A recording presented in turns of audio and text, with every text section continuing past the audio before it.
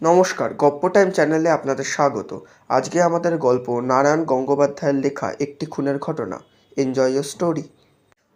গোয়েন্দা বা অপরাধ কাহিনীর সাধারণ নিয়ম হচ্ছে, ঘটনার আশেপাশে যারা রয়েছে তাদের প্রত্যেককেই সন্দেহের আওতার মধ্যে রাখা হয়। কিন্তু চারিদিকে সাক্ষী প্রমাণে নিশ্চিতভাবে যাকে অপরাধী বলে মনে হয়, তাকে যদি নিরপরাধ ধরে নিয়ে তার অনুকূলে তদন্ত শুরু করা হয়, তাহলে কীরকমটা দাঁড়ায়? সোভিয়েত দেশের তদন্তের প্রণালী আজকাল এই। ওখানকার একজন ইন্সপেক্টরের জবানবন্দিতে একটা ঘটনা শোনান। গল্পটা না, এটা গল্প নয়, সম্পূর্ণ সত্য কাহিনী। একটু সংক্ষেপ করে তোমাদের বলছি। মেরু অঞ্চলে গবেষণার জন্য গিয়েছিলেন দুজন অধ্যাপক। এদের একজন অল্প বয়সী আর একজন বুড়ো মানুষ। দুজনেই নামজাদা বিজ্ঞানী, দুরন্ত পণ্ডিত, কিন্তু সম্পর্কটা একেবারে সাপে নেউলে।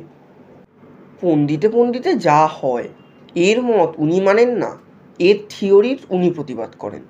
কিন্তু মতভেদ এমন একটা স্তরে পৌঁছলেও যে ইনি ওর নাম শুনলে একেবারে জ্বলে যেতেন। অথচ অবস্থা চক্রে দুজনকে একই সঙ্গে পাঠানো হলো গবেষণা করতে। সেই ধুধু তুষারের দেশে দুই বৈজ্ঞানিক একসঙ্গে তাঁবু ফেলে থাকেন, গবেষণা করেন, আর একজন সহকারী আছেন এদের, সাহায্য করেন। তিনি দেখেন রাত দিন দুই পণ্ডিতে সমানে তর্কাতর্কি খেয়েই চলছে। বুড়ো বৈজ্ঞানিক, ধরা যাক প্রফেসর এক্স, একটা চিঠিতে লিখেছেন, আমার সঙ্গে কেন যে ওই বানরটাকে পাঠানো হলো, ওকে আমি এক মুহূর্ত সহ্য করতে পারি না। দেখলেই আমার পেটে শুদ্ধ জ্বালা করে। আর ছোকরা বৈজ্ঞানিক প্রফেসর ওয়াই তার ডায়েরিতে লেখেন, বুড়ো ক্রমশই সহ্যের সীমা ছাড়িয়ে যাচ্ছে।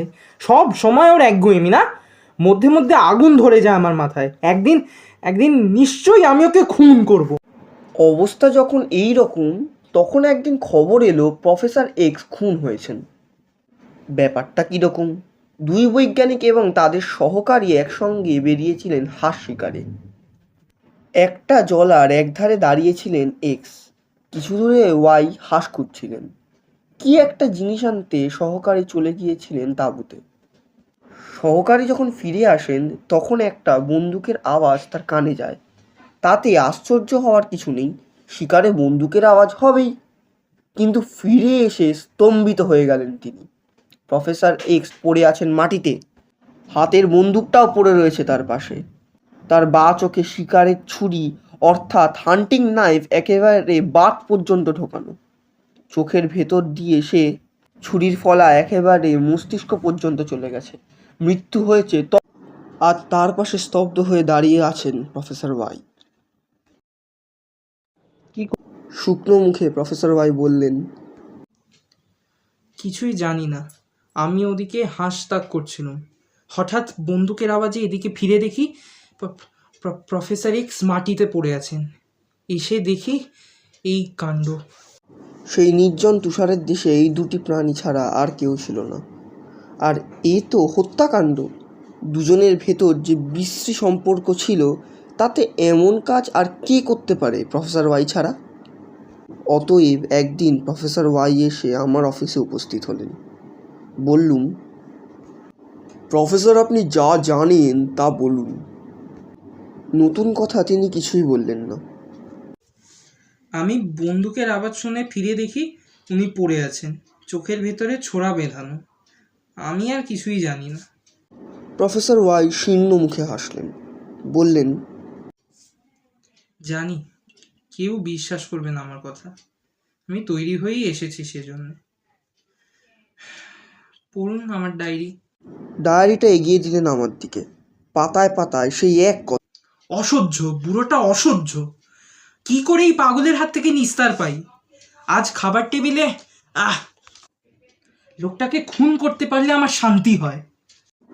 পড়েই মনে হবে কোনো সন্দেহ নেই, বিশুদ্ধ পরিকল্পিত হত্যাকাণ্ড। আচ্ছা মানুষ এই প্রফেসর, নিজের মৃত্যুবান যেন তুলে দিচ্ছেন আমার হাতে। আমি চুপ করে রইলুম। প্রফেসর বললেন, আমি বুঝতেই পারছি আমার কি হবে, সেজন্য আমার আর কোনো ভাবনা নেই। আপনি অনুগ্রহ করে কেবল এই চিঠিটা আমার স্ত্রীকে দিয়ে দেবেন। আমি বললুম, চিঠির দরকার নেই, আপনি বাড়ি যান। তার মানে ছেড়ে দিচ্ছেন আমাকে? প্রফেসর যেন নিজের কানকেই বিশ্বাস করতে পারলেন না। বললুম, বিনা প্রমাণে আপনাকে গ্রেপ্তার করতে পারি না। আপাতত আপনার নামে আমাদের কোনো ওয়ারেন্ট নেই, আপনি যান। আসলে আমার খটকা ধরিয়েছিল পোস্টমর্টমের রিপোর্টের একটি কথা। অস্বাভাবিক অমানসিক শক্তিতে ছুরিটা চোখের মধ্যে বিধিয়ে দেওয়া হয়েছিল।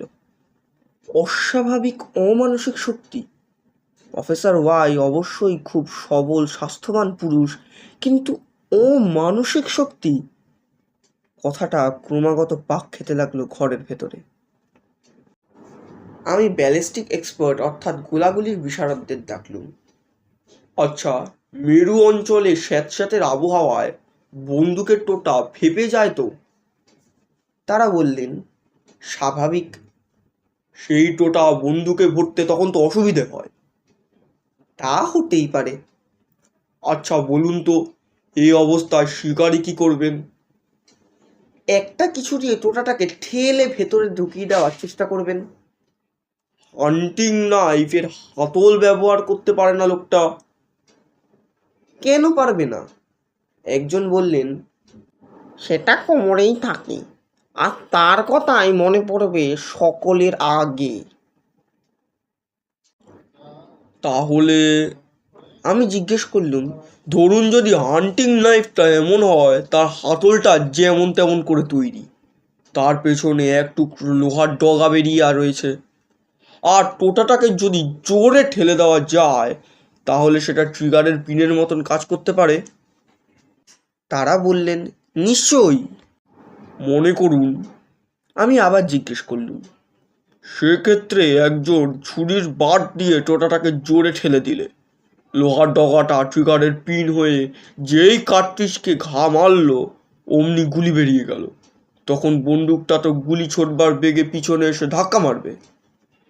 হ্যাঁ, তাই নিয়ম। আগ্নেয়াস্ত্র মাত্রই ব্যাক পুশ দেবে। খুব জোরে? স্বাভাবিক। তাহলে ছুরির ফলাটা তো তখন উল্টো দিকে রয়েছে। বন্দুকটা যেই হাতে ধাক্কা দিলে অমনি ছুরির ফলাটা তীর বেগে গিয়ে চোখে বিঁধতে পারে। নিশ্চয়ই পারে, যদি অবশ্য সেটা চোখের বরাবর থাকে। অস্বাভাবিক অমানসিক জোরে বিঁধে রাখতে পারে নাকি? বন্দুকটা চোখের কাছাকাছি থাকলে তাই সম্ভব। ধন্যবাদ, আর আমার কিছুই জানবার নেই। তাহলে এই আমার কেস, হত্যা নয়, বিশুদ্ধ অ্যাক্সিডেন্ট। পরম উল্লাসে খবরটা জানালুম আমার ওপরওয়ালাকে। তিনি একটু হাসলেন, বললেন, তোমার থিওরিটা বেশ ভালো, কিন্তু একটা মস্ত ফাঁক রয়ে গেল যে ওর ভেতর। আমি তার দিকে চেয়ে রইলুম। তোমার থিওরি যদি সত্যি হয় তাহলে প্রফেসর এক্স ডান হাতে ছুরি আর বাঁ হাতে বন্দুক ধরবেন, আর সেক্ষেত্রে বন্দুকের ব্যাক পুশ ছোড়াটা ডান চোখেই বিঁধতে যাবে, কিন্তু ওটা বিঁধেছে বাঁ চোখে। সেটা খেয়াল রেখো। সব মাটি গেল আমার স্বাদের থিওরি। আমি বিভ্রান্তের মতন বেরোলুম, কোনো থই পেলুম না। তারপর হঠাৎ মনে হলো প্রফেসর এক্স তো নেটাও হতে পারে, অর্থাৎ ডান হাতের বদলে বাঁ হাত ব্যবহারে অভ্যস্ততা থাকতেই পারে। আশা নিরাশার দ্বন্দ্বে ছুটলুম তার বাড়িতে, গেলুম তার সহকর্মীদের কাছে। অনুমান নির্ভুল, প্রফেসর এক্স নেটাই ছিলেন, বাঁ হাতেই তিনি ব্যবহার করতেন, কিন্তু জট কেটেও কাটে না। অভিযানে প্রফেসর এক্সের যে জিনিসপত্র তালিকা পাওয়া যাচ্ছে, অর্থাৎ যা যা তিনি সঙ্গে নিয়েছিলেন, তার প্রত্যেকটার বিবরণ পাচ্ছি, কিন্তু ছুরিটার তো কোনো সন্ধান নেই। কটি পেন্সিল নিয়েছেন তারও খবর আছে, ছুরিটার উল্লেখ পর্যন্ত পাওয়া যাচ্ছে না। তাহলে কোথা থেকে এটা এলো? এমন হতে পারে যে যাত্রার শেষ মুহূর্তে ওটা কিনে থাকবেন, কিন্তু কোথায়? শহরের কোনো দোকানে আমি ও ধরনের হান্টিং নাইফ কোনো সন্ধান পেলুম না। শেষে কি আমার ঘাটে এসে নৌকো ডুববে? আমি কি তখন জোর করে বলতে পারবো ওকে খুন করার জন্যে ওটাকে মার্ডার ওয়েপন হিসাবে সঙ্গে নিয়ে যাননি প্রফেসর ওয়াই? সুতরাং আমি বেরিয়ে পড়লুম শেষ চেষ্টায়। যে পথ দিয়ে ওরা দিয়ে গিয়েছিলেন তার প্রতিটি শহরে আমি ওই রকম একটি ছুরির দোকান খুঁজতে লাগলুম। হাজার হাজার হান্টিং নাইফ আমি দেখলুম। দেখিয়ে দেখিয়ে হয়রান হয়ে গেল দোকানদার, কিন্তু ঠিক ওই জাতের ছুরি কোথাও পেলুম না। এবার এসেছি সর্বশেষ শহরে। এখান থেকেই ওরা মেরু অঞ্চলে রওনা হয়ে গেছেন, কিন্তু না, এখানেও ওর ছুরির সন্ধান মিলল না। হতাশ হয়ে যেদিন ফিরে আসবো সেদিন চলছিলুম শহরের একটা পুরনো অঞ্চল দিয়ে। শ্রীহীন ছোট্ট ছোট্ট দোকান দুধারে, কেনা বেচাও খুব কম। তার মধ্যে হঠাৎ ওই ছোট্ট দোকানটিতে ঠিক ওই ধরনের ছুরি ঝুলছে 2-3টে। ওই জিনিস, এক বুড়ো তার মালিক, সেই ওগুলো তৈরি করে। হাতে নিয়ে বললুম, যেমন তেমন কাঠের বাট্টা তৈরি সব সাদামাটা ছুরি, আর প্রায় প্রত্যেকটারই পিছনে একটু করে লোহার মুখ বেরিয়ে রয়েছে। বুড়ো বললেন, শিকারের সিজনে ওগুলো অনেক বিক্রি করি আমি। আচ্ছা, অমুক মাসে বুড়ো এক প্রফেসর কি এসেছিলেন দোকানে? তিনি কি কিনেছিলেন এটা? ওই রকম চেহারা, ওই রকম গোঁফ। দাঁড়ান, প্রফেসর একটু খিটখিটে, বুড়ো কুচকে রয়েছে, এই তো। দাঁড়ান, কাঁটাটা খুলি। খাতায় পাওয়া গেল নাম, প্রফেসর এক্স। এই হলো কেস। আদালতের রায় বললে এটা একটা আকস্মিক দুর্ঘটনা। প্রফেসর ওয়াই এর মৃত্যুর আয়োজন তৈরিই ছিল। কেউ তার সাক্ষী ছিল না, তার কথা বিশ্বাস করবার মতো কেউ ছিল না। বরং বাড়তির মধ্যে ছিল প্রফেসর এক্সের চিঠিগুলো আর ওয়াই এর নিজের সেই মারাত্মক ডায়েরি। কিন্তু নিরপরাধের মুক্তির সূত্রও থাকে। শ্বেত সূত্র ছিল পোস্টমর্টম রিপোর্টের মধ্যে। অস্বাভাবিক অমানসিক শক্তিতে ছোড়াটা চোখের মধ্যে বিঁধিয়ে দেওয়া হয়েছে।